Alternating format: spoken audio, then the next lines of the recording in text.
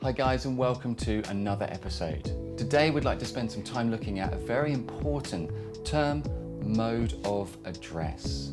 Mode of address is often almost the summary of what the vibe or the feel or the tone is between that media poster or DVD cover, whatever the media is. It's the kind of the feeling it gives towards you and I, the audience. And this works in a really unique way. Best way I can describe it to you is to show you an example. And I'm going to look at this DVD cover with you here, Shooter with Mark Wahlberg.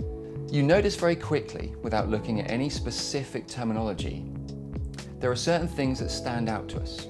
The weapon, the body language, the font, the setting, the lighting, and other elements, as you can see here, which if you put them together, kind of create a meaning. And that's all mode of address is.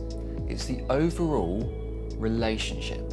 And that's the best way to think about mode of address. It's a relationship. What kind of gut reaction does it create towards you, the audience?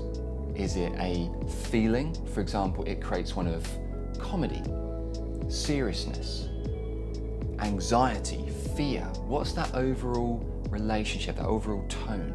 There's something not comedic, there's something not positive about this. It connotes, suggests, as we've looked at in other episodes, a feeling of being more serious. So that is exactly mode of address.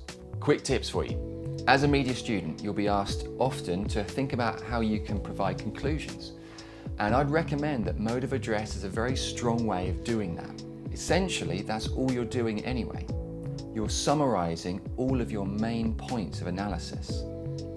It shows to the examiner, or your teacher, that you recognize how this process works.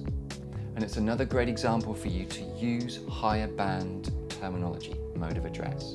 To take that stage further, how about begin with mode of address? Start strong. In this media text, Shooter with Mark Wahlberg, I would suggest the mode of address is whatever you think it is.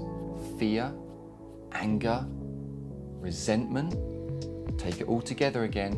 Give yourself a gut reaction, a feeling, a summary, and start there. This is what I believe it is to be and why. And then give the evidence. Hope this has been really useful today.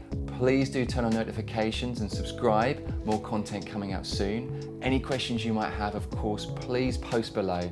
I'll look to do other content as best as possible. Guys, thanks ever so much. Take care.